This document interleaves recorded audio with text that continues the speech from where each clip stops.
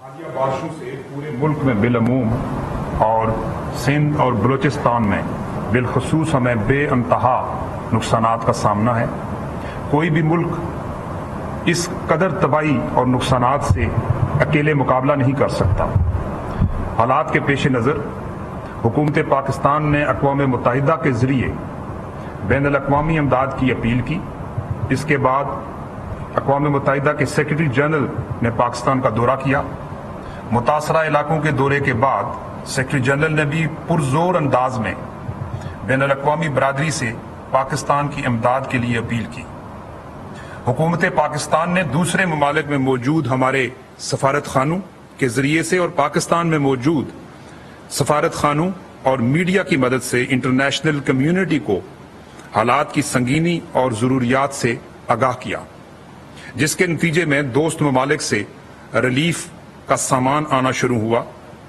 اب تک 20 ممالک سے 114 ریلیف کی فلائٹس آ چکی ہیں۔ ان میں سے 66 فلائٹس کا سامان نیشنل ڈیزاسٹر مینجمنٹ اتھارٹی نے ریسیو کیا۔ مزید 13 فلائٹس اگلے 10 دنوں میں پلینڈ ہیں۔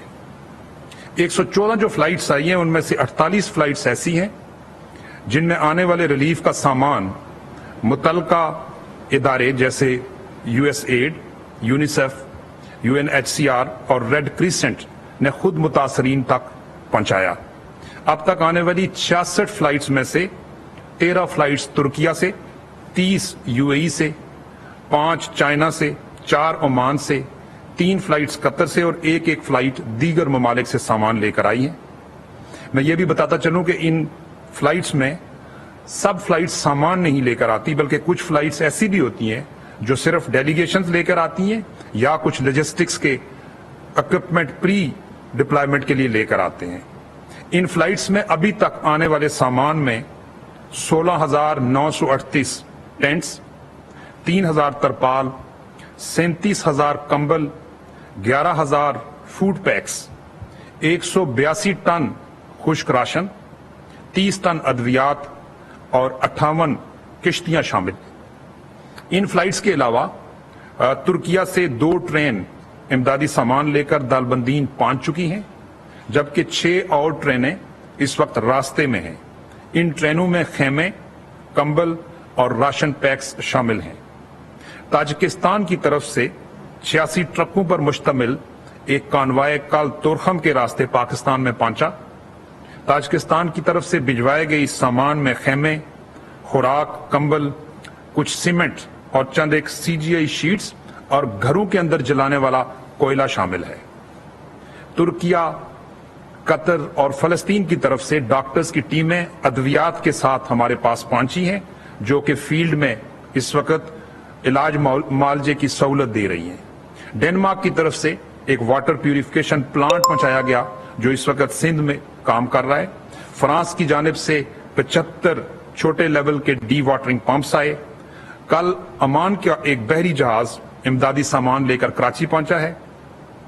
ریلیف کے اس تمام سامان کو تقسیم کرنے کے لیے وفاقی حکومت نے NDMA کو گائیڈ لائنز دی ہیں، جن میں متاثرہ ڈسٹرکٹ کی کل آبادی، متاثرین کی تعداد، ان کی ضروریات، پہلے سے دی گئی امداد، لاجسٹکس کا خرچہ اور سب سے اہم چیز ٹرانسپیرنسی ان ڈسٹریبیوشن، یعنی حقدار کا حق اس تک پہنچانا شامل ہے۔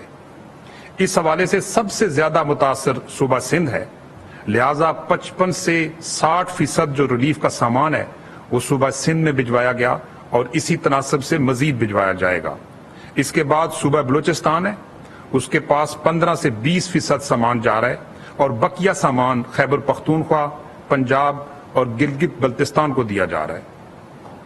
کسٹم کلیئرنس کے بعد یہ سامان افواج پاکستان کے حوالے کیا جاتا ہے، جو ضلع اور تحصیل کی سطح پر مقامی انتظامیہ کے ساتھ مل کر متاثرین تک یہ سامان تقسیم کرتے ہیں۔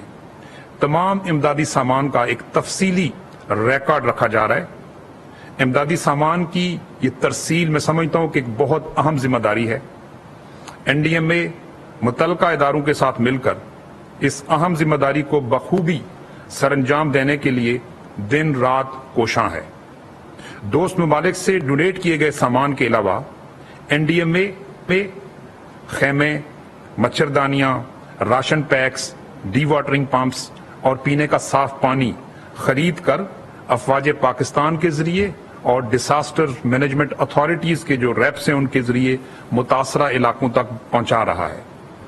وفاقی حکومت، صوبائی حکومتیں، عوام اور ادارے مل کر اس آفت کا سامنا کر رہے ہیں۔ تمام تر وسائل بروئے کار لائے جا رہے ہیں، لیکن اس آفت کا سکیل اتنا بڑا ہے کہ متاثرین کو امداد کی مزید ضرورت ہے۔ جن چیزوں کی اشد ضرورت ہے ان میں خیمے، خوراک، خاص طور پر 5 سال سے کم عمر بچوں کے لیے خوراک، ادویات، health services, vaccines, field hospitals اور خاص طور پر آگے آنے والی سردیوں کے لیے کمبل، رضائیاں اور گرم کپڑوں کی انتہا کی بہت شدید ان کی جو ہے نا وہ ضرورت ہے۔ میں وفاقی حکومت، عوام اور NDMA کی جانب سے ان تمام ممالک کا شکریہ ادا کرتا ہوں جنہوں نے مشکل کی اس گھڑی میں ہمیں یہ امداد بھجوائی۔ بلا شبہ اس امداد سے متاثرین کی پریشانیوں میں کمی واقع ہوئی۔ اس وقت متاثرین کو مزید امداد کی اشد ضرورت ہے، جس کا ذکر ابھی احسن اقبال صاحب نے بھی کیا ہے۔ اس لیے میں ملک میں رہنے والے تمام مخیر حضرات سے اور بیرون ملک مقیم تمام پاکستانیوں سے یہ اپیل کرتا ہوں کہ وہ دل کھول کر اپنے پاکستانی بہن بھائیوں اور بزرگوں کے لیے ریلیف کا سامان ڈونیٹ کریں۔ یاد رہے کہ آپ کی ایک چھوٹی سی ڈونیشن کسی کی زندگی بچا سکتی ہے۔